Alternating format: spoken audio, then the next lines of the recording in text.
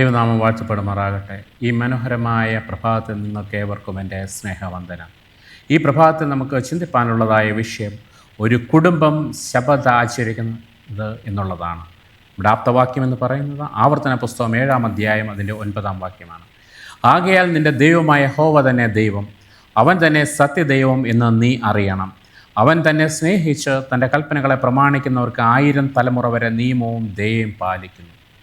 ഒരു കുടുംബം എപ്രകാരം ശബദ ആചരിക്കണം എന്നുള്ളതാണ് നമ്മൾ ഇന്ന് ചിന്തിക്കേണ്ടിയിരിക്കുന്നത്.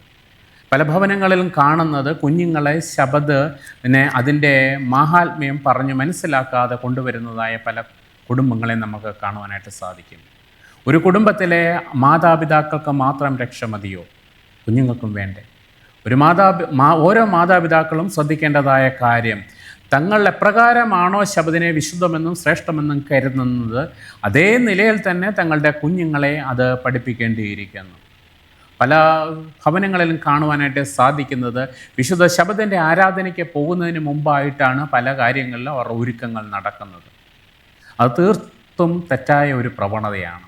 നമ്മളപ്രകാരമല്ല നമ്മൾ കുഞ്ഞുങ്ങളെ പഠിപ്പിക്കേണ്ടത്. കാരണം ദൈവം തമ്പുരാൻ നമുക്ക് 6 ദിവസം തന്നിട്ടുണ്ട്. മറിച്ച് 7-ാം ദിവസം ദൈവത്തിന് വേണ്ടി മാറ്റിവെക്കേണ്ടതായ ഈ ദിവസമാണെന്ന് കുഞ്ഞുങ്ങളെ നമ്മൾ പഠിപ്പിക്കണം. ആ ദിവസം നമ്മൾ യാതൊരു വേലയും ചെയ്യാതെ ദൈവത്തിന് വേണ്ടി മാത്രമായി നമ്മുടെ സമയങ്ങളെ പരിമിതപ്പെടുത്തണമെന്ന് കുഞ്ഞുങ്ങളെ പറഞ്ഞ് മനസ്സിലാക്കണം. ശബദാലയത്തിലേക്ക് പോകുന്നതിന് വേണ്ടിയിട്ടുള്ള ഒരുക്കങ്ങൾ തലേന്നാൾ ഒരുക്കനാളിൽ തന്നെ അതെല്ലാം തീർക്കണം. കുഞ്ഞുങ്ങളുടെ വസ്ത്രങ്ങൾ ഇസ്തിരി ഇടുന്നത്, മറ്റുള്ളതായ കാര്യങ്ങളൊക്കെ തലേ ദിവസം തന്നെ അത് റെഡിയാക്കി വെക്കണം. എങ്കിൽ മാത്രമേ അവർക്കും ആ വിശുദ്ധ ശബദിൻ്റെ മൂല്യത്തെപ്പറ്റി മനസ്സിലാക്കുവാനായിട്ട് സാധിക്കുകയുള്ളൂ. അതേപോലെ തന്നെയാണ് വിശുദ്ധ സഭായോഗത്തിന് ശേഷമുള്ളതായ സമയം. പലപ്പോഴും പല മാതാപിതാക്കൾ ആരാധനയ്ക്ക് ശേഷം കുഞ്ഞുങ്ങളെ അവരുടെ ഇഷ്ടത്തിന് വിടുവാനായിട്ടാണ് ശ്രമിക്കുന്നത്. അങ്ങനെയല്ല നമ്മൾ ചെയ്യേണ്ടത്. അവരുടെ ഇഷ്ടത്തിന്, കുഞ്ഞുങ്ങളുടെ ഇഷ്ടത്തിന് അവർ പോയി കഴിഞ്ഞാൽ അവർ ആദ്യം കുറേ സമയം വീടിനകത്തിരുന്ന് എന്തെങ്കിലും കാര്യത്തിലേർപ്പെടും. അത് മടുപ്പ് തോന്നിക്കഴിയുമ്പോൾ വെളിയിലേക്ക് പോവുകയും ആ ശബദിൻ്റെ മഹത്വത്തെപ്പറ്റി ഓർക്കാതെ മറ്റു പല കാര്യങ്ങളിൽ ഏർപ്പെടുകയും ചെയ്യും.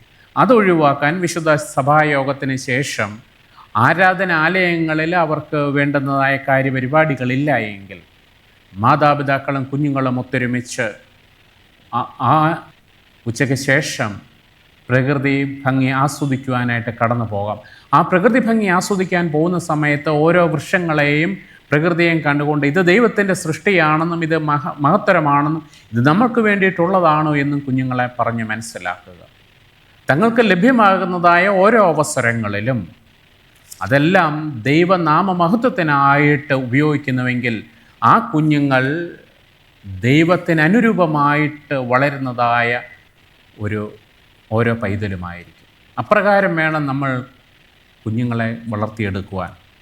അപ്പോൾ ആ ശബദിൻ്റെ മഹാത്മ്യം അങ്ങനെ കുഞ്ഞുങ്ങളെ പറഞ്ഞ് മനസ്സിലാക്കുന്നതിലൂടെ ആ കുടുംബം ഒത്തൊരുമിച്ച് വിശുദ്ധ ദൈവകൽപ്പന അനുസരിക്കുന്നതായ ഒരു കുടുംബമായി തീരും.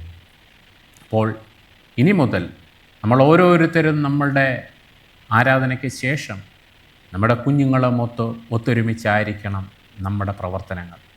അന്നത്തെ ദിവസം അല്ലെങ്കിൽ ആ ഉച്ച കഴിഞ്ഞുള്ളതായ സമയം കുഞ്ഞുങ്ങളുമൊത്ത് മാത്രമായിരിക്കണം. അതിലൂടെ മാതാപിതാക്കളും കുഞ്ഞുങ്ങളും തമ്മിലുള്ളതായ നല്ലൊരു ബന്ധവും ഉണ്ടായിത്തീരുന്നതാണ്. ഇപ്രകാരം കുഞ്ഞുങ്ങളും ഒത്തൊരുമിച്ചുള്ളതായ ഒരു ജീവിതം നമ്മൾ നയിക്കുന്നുവെങ്കിൽ ആ കുഞ്ഞുങ്ങൾ ഏറ്റവും അനുഗ്രഹിക്കപ്പെട്ട കുഞ്ഞുങ്ങളായി തീരുവാനായിട്ട് ഇടയാക്കും. അതിനായി സർവശക്തനായ ദൈവം നമ്മെ കാത്തുപരിപാലിക്കുമാറാകട്ടെ. നമുക്കൊരു നിമിഷം പ്രാർത്ഥിക്കാം. കണ്ണുകളടയ്ക്കാം. സ്നേഹവാനും കാരുണ്യവാനും അടിയങ്ങളുടെ സ്വർഗീയ വാഴ്ത്തപ്പെട്ട നല്ല ദൈവമേ, തിരുനാമത്തിന് സ്തോത്രം. ഈ മനോഹരമായ പ്രഭാതത്തിൽ അടിയങ്ങൾക്ക് ഒരുമിച്ച് അങ്ങയുടെ വചനം ചിന്തിപ്പാനായിട്ട് നൽകിയ അവസരത്തിനായി നന്ദിയോടെ സ്തുതിക്കുന്നു, വാഴ്ത്തുന്നു. കർത്താവേ, വിശുദ്ധ ശബദിനെ ശ്രേഷ്ഠമെന്നെണ്ണുവാൻ തക്കവണ്ണം അടിയങ്ങളുടെ കുഞ്ഞുങ്ങളെ അതിൻ്റെ ഭാഗവാക്കാക്കുവാനായിട്ട് അടിയങ്ങളെ ഓർമ്മപ്പെടുത്തിയതിനെ നന്ദിയോടെ സ്തുതിക്കുന്നു, വാഴ്ത്തുന്നു. ഇനി മുതൽ കർത്താവേ, അടിയങ്ങൾ കുടുംബം ഒന്നിച്ച് വിശുദ്ധ ശബദിനെ ശ്രേഷ്ഠമെന്നെണ്ണിക്കൊണ്ട് അതിനെ അനുസരിപ്പാനും ആചരിപ്പാനും അടിയങ്ങളെ അനുവദിക്കുകയും അനുഗ്രഹിക്കുകയും ചെയ്യുമാറാകണമെന്ന് യാചിക്കുന്നു. ഇത് കേൾക്കുന്നതായ ഞങ്ങളുടെ കുഞ്ഞുങ്ങളെ അവിടെ നിന്ന് അനുഗ്രഹിക്കുമാറാകണമെന്ന് യാചിക്കുന്നു. അവരും അപ്രകാരം അനുഗ്രഹിക്കപ്പെട്ടൊരു കുടുംബമായി തീരുവാനായിട്ട് ഇടയാക്കുമാറാകണമേ. ഇന്നത്തെ പകൽക്കാല അടിയങ്ങൾക്ക് ഏറ്റവും അനുഗ്രഹപ്രദമായി തീരുവാൻ തക്കോണം കർത്താവ് കൃപ ചെയ്യുമാറാകണമേ. അടിയങ്ങളുടെ പ്രാർത്ഥന കേട്ടനെ സ്തോത്രം. സ്വദേശ ക്രിസ്തു നാമത്തെ താഴ്മയുടെ അപേക്ഷിക്കുമ്പോൾ കൃപയുടെ കേട്ട് ഉത്തരമരുമാറാകണമേ. ആമേൻ.